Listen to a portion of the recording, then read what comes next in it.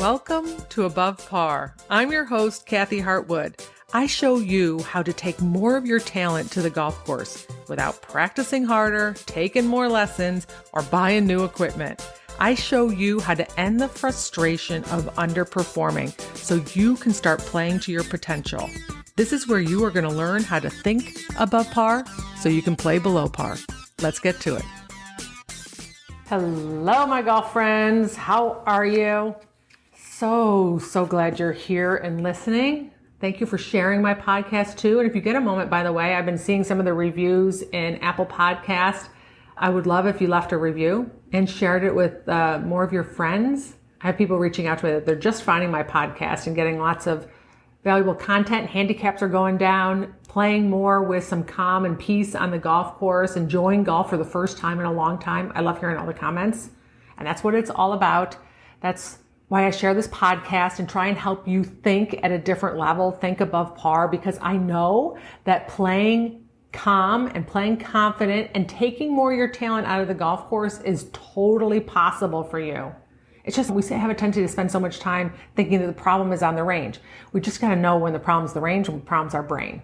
And I'm just going to tell you, there's no possible way that you can play to your potential or that you can play your best golf if you don't manage your mind. It's not possible. You can have all the talent in the world, but if you have a horrible mindset, if you think you're going to go out there and mess up all the time, or you don't know how to manage pressure or stress or the frustration where it's coming from, then you're going to struggle. You're not going to take all your golf out there. And I think that is probably ultimately the most frustrating thing, right? When you know you can do better than you're taking out on the golf course, where you can hit the shots on the range, but you can't take them out on the golf course.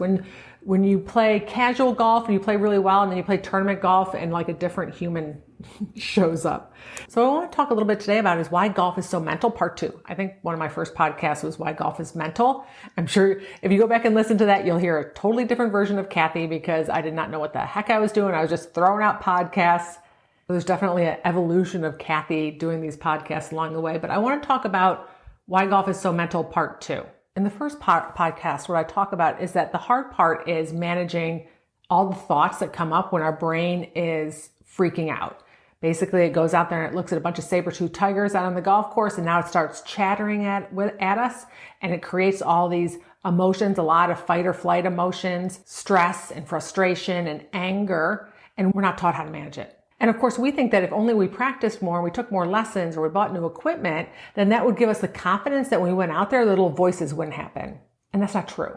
It does not matter how much you go out and practice or how great your golf game is. Your brain is designed to chatter at you and warn you of all the different ways that you're not going to survive. That's the primitive part of our brain. It serves us, of course, when we're walking down a dark alley.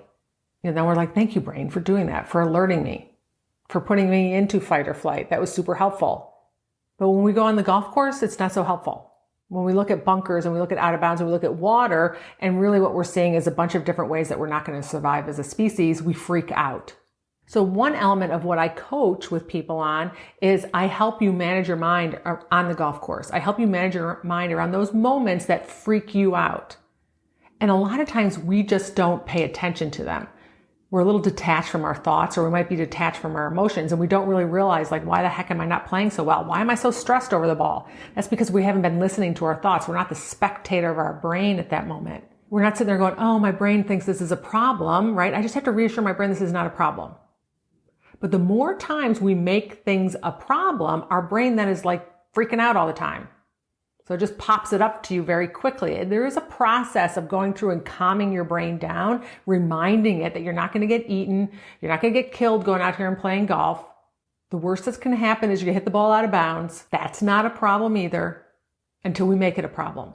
And when we make it a problem, then we have so much chatter in our brain, it becomes very, very challenging for us to quiet it down into something that is productive, that we can make our best swings from, that we can think clearly from. That's the challenge on the golf course. The other challenge is that most of us aren't taught how to deal with our emotions. This would be a beautiful thing to teach kids from a very early age.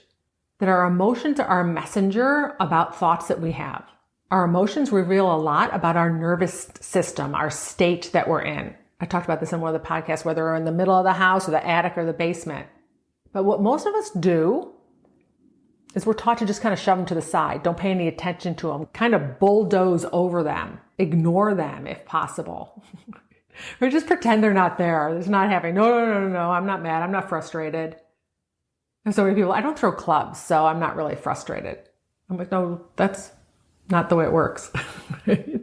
Frustration is something you feel inside of you. You're the container for your emotions. And they don't go anywhere unless we deal with them. And most of us don't know how to deal with them. So I help people deal with their emotions as well. Because on the golf course, we have to deal with them really quickly. At home, you can eat a pint of ice cream and deal with your emotions. That's not dealing with it. That's just buffering over it. But that's what we do. And we think that's acceptable. But on the golf course, we're like, I don't know. I have like 1 minute. I have to hit another shot. So I guess I'll hit it from angry again. Oh, I messed that one up too. Now I'm even angrier. I'll hit this shot from disappointed because I don't know what to do with my emotions until like 4 holes go by. And then you're like, okay, 4 holes seems long enough time for me to deal with it. Now I can get back to being focused. We just don't have that privilege in golf. You can do that sitting on the couch and zoning out, watching Netflix and eating popcorn and bonbons and doing all the things. We do that as a way of dealing with our emotions. It doesn't work in golf. Unless, of course, your like cart is filled with snacks and drinks. You're constantly running back and take some Starburst or something to get a little dopamine hit, sugar kick, so you can feel better. So I help people deal with their emotions too. That's the other challenging part about managing your mind on the golf course. So 2 things on the golf course. On the physical 18 holes, we're dealing with our thoughts over the golf ball and our emotions over the golf ball. And being able to manage those 2 things and getting yourself back into that state you prefer is a skill that most of us aren't taught. The other component of the mental game I describe as the weighted rain jacket that we wear. I had to wear these horrible Gore-Tex, heavy, sweaty rain jackets when I played college, probably through a lot of my professional career. And I'm not like so little on the top. So I just always felt very claustrophobic. I couldn't move. And so I hated the feeling of swinging in a rain jacket. I don't like it because it felt so restrictive to me. That's why I make the analogy to weighted rain jackets. This is what we put on ourselves. They're imaginary rain jackets that we put on ourselves about what's going to happen at the end of the round. So we have the individual stuff that we do over each shot, and then we have at the end of the round what's going to happen that hangs out with us all day. What's going to happen on 18 in our own head about how we judge our score, what we make our score mean. And these are things that definitely show up in your everyday life. Things like perfectionism, fear of failure, fear of disappointment, low self-worth, low self-confidence, beating ourselves up with I'm not good enough. So many times people go, no. I mean, I'm a pretty confident person off the golf course and I'm not a perfectionist in everything, which I've talked about in other podcasts. Or like, I have pretty good self-worth off the golf course. It's just the golf course. And I'm just going to tell you, if you have good self-worth, you have it everywhere. It doesn't matter what arena you're stepping into. You know, when you're sitting there telling yourself, I'm not good enough, I feel like a failure, and you're going to tell me that it only happens on the golf course. I would just question that. That's all I'm saying. Usually when I dive a little bit deeper, I can usually find where it's in other areas of someone's life. And what a lot of that is shame, that golf shame that's going to happen at the end of 18. I call it like waiting to go get a spanking, waiting to get your punishment. And when you know that that is waiting for you at the end of 18, it hangs out with you all day. And that puts another layer of mental management over all the shots.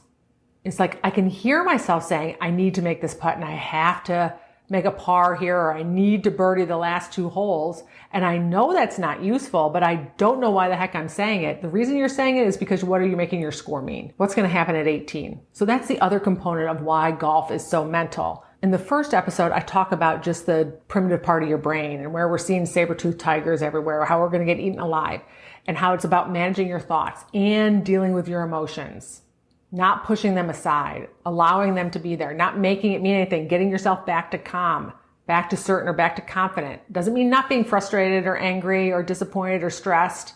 It's knowing I can feel stressed and pressure and frustration, and I know exactly how to get back to calm. Not a problem. So much more of a powerful place to come from and play golf from than, holy crap, I'm angry and I don't know how long it's going to last. Let's hope it's not 3 holes. Because who knows what the heck I'm going to do for 3 holes. And then once I fizzle out, then I'll come back around. Not a partner I'd want to have, by the way.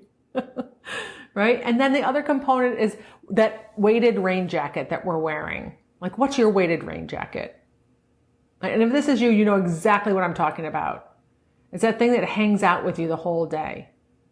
It's what I make 18 mean. It's what I make my score mean at the end of the round. How I'm going to feel at the end of the round if I don't play well. Everything we do and everything we don't do is about how we get to feel. Right? So if you're putting that pressure on yourself, if you're trying really hard to play well on the golf course so that you can shoot a certain number, it's because of how you think you're going to get to feel. Or how you don't want to feel because of how you might treat yourself. So those are the major components about mental game. And as I said, I don't really like the term because I don't think it's a game, because you do it off the golf course. And we do it off the golf course when we're managing our mind around having a bad day at work or a bad conversation with family. We don't call it a game. It's just managing our mind. So I don't really like the term game. We're just managing our mind while we're playing a game. And it has to happen a lot faster. If you can do it on the golf course and you can make the correlation to how it can affect and up-level the other areas of your life, that is a win-win. And conversely, if you're recognizing that off the golf course, I'm a perfectionist, and off the golf course, I don't have very good confidence, and I'm taking that onto the golf course. These are things that I do. It's worth working on for your whole life, for on and off the golf course. You're a people pleaser. You worry about being judged. You worry about other people. You don't know how to handle pressure or anxiety. And for any of those things, if you're doing that off the golf course, it for sure is going to show up on the golf course. And that might be exactly why you're struggling with taking your best golf out there when you play. All right, my friends, so ask yourself, what area that I just discussed could you really work on and focus on? Are there things that I do off the golf course, traits that I have that I mentioned in this podcast that actually are showing up on the golf course? Interesting. That's worth working on. Or do I just need to get a little better at noticing my thoughts and being able to deal with my emotions on the golf course? I really don't feel like I have a big weighted rain jacket on. I was going to say, most people think they don't until I dig in a little deeper. It could be that you're like, well, no, I just have crappy thoughts about my putting right now, and I just don't know how to start believing my putting. I'm waiting for me to hit good putts before I'll believe. How do I believe before I see good putts? How can I speed up the process? How can I feel better along the way instead of going out there and playing and putting with doubt and uncertainty? What's the process to get there faster? That's part of it too. So hopefully you got a little better understanding of what I perceive the mental aspect of the game and your life is all about, and how they're connected, and how I think there's a couple different components, the things that we do on the golf course and also that aspect that's hanging out with us the whole way around. Either way, I promise you, I think this is the best work that you could possibly do for you to take out more of your talent out onto the golf course so that you can feel better, so that you can take it to your off golf course life and you can be happier and more successful and level up every area of your life. All right. If you need any help or you want to look for some resources, make sure you head to kathyhartwood.com. Have a beautiful week. I'll talk to you next Wednesday. Bye.